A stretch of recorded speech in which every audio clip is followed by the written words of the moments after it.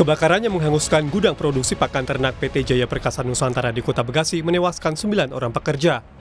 Menurut Komandan Tim Damkar Kota Bekasi, saat kebakaran terjadi sempat ada suara ledakan dari lokasi kebakaran.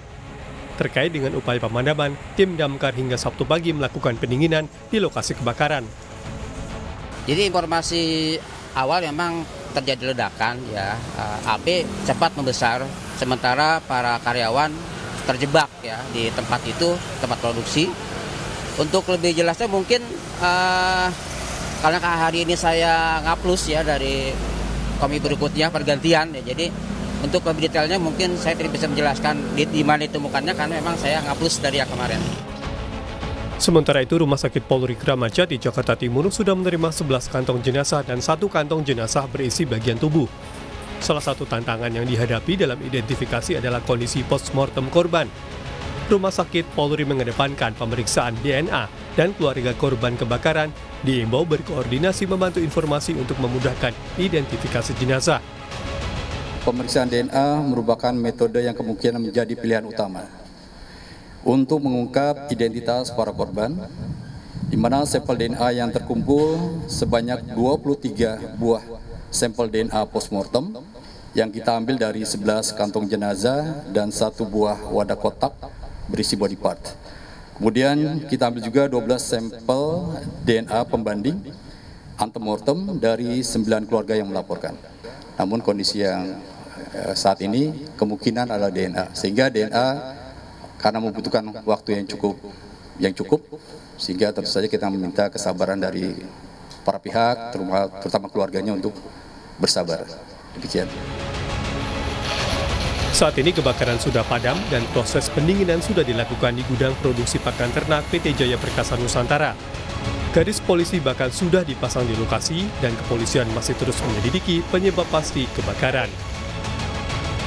Tim Liputan Kompas TV Bekasi, Jawa Barat.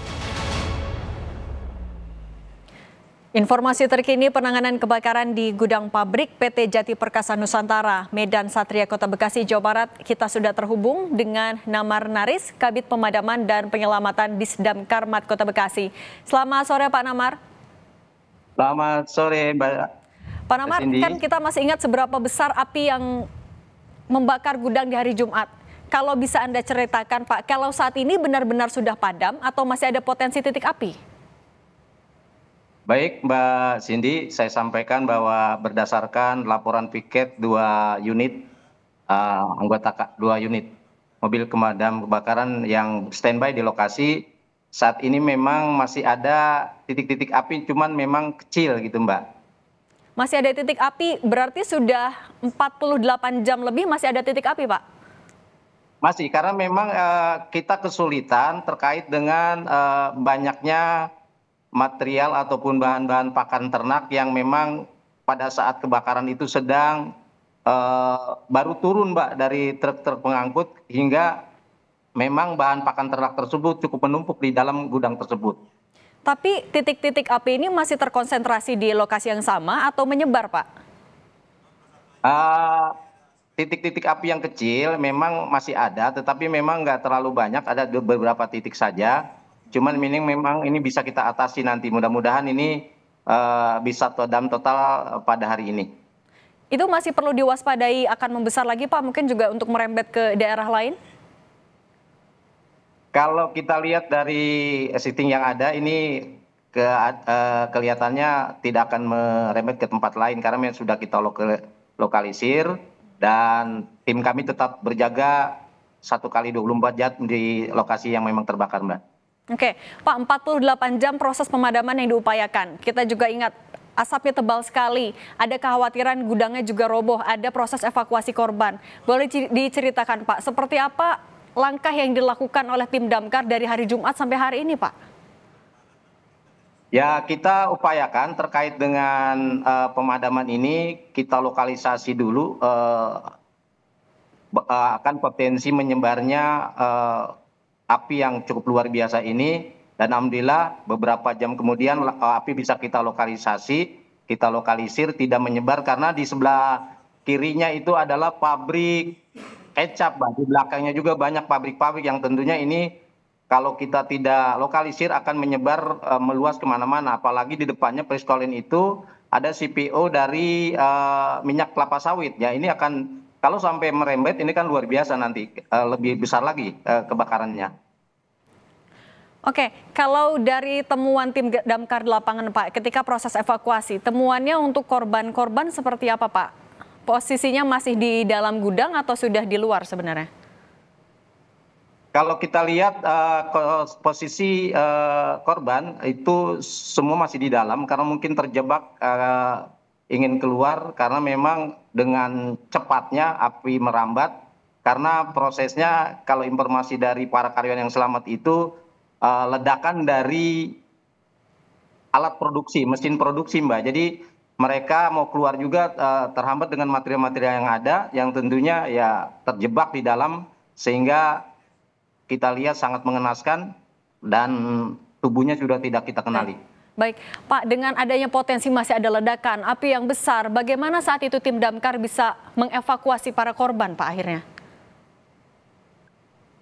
Terkait dengan pengevakuasian korban, kami juga memang ada tim kami dari penyelamatan yang cukup luar biasa kerjanya dengan dibantu oleh BPBD Kota Bekasi, kemudian juga kami dibantu oleh Damkar DKI dan Damkar Kabupaten hingga kami mampu mengoleksi lokasi kejadian kebakaran sehingga pas ketika lokasi daripada alat produksi ini sudah padam, kami dengan tim penyelamat masuk ke dalam mengevakuasi jenazah-jenazah yang memang terbakar di situ, Pak.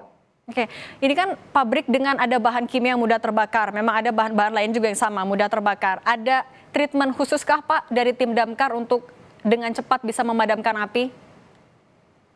Kalau untuk treatment khusus tidak ada, kami cuman memang air kita tambahkan dengan dirijen seperti rinso Mbak, ya ini supaya untuk mengurangi agar cepat api segera kita padamkan.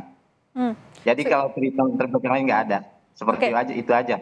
Sudah ada koordinasi juga Pak dengan polisi kapan olah TKP mulai bisa dilakukan? Untuk olah TKP mungkin itu kewenangan Pak pihak polisian, tentunya kami terkait dengan waktu mungkin beliau yang menentukan. Mungkin kami selaku damkar akan dengan penyelamat ini akan mendampingi beliau. Itu aja Pak, belum ada. Oke, tapi untuk perkiraan titik api bisa sepenuhnya dipadamkan sudah hari ini ya Pak? Insya Allah, mudah-mudahan. Doakan saja tim kami, walaupun memang ini juga tetap standby karena juga kami khawatir kalau sampai nanti merembet lagi karena kan Mako Damkar dengan posisi tempat lokasi kebakaran cukup jauh juga. Kalau nanti penanganannya nanti lambat, khawatir kami akan membesar dan mengakibatkan menjalannya kemana-mana. Baik, Pak Namar Naris, terima kasih sudah berbagi dengan Kompas Petang. Sehat selalu untuk Pak Naris dan teman-teman damkar. Terima kasih Pak. Terima kasih Mbak Cindy.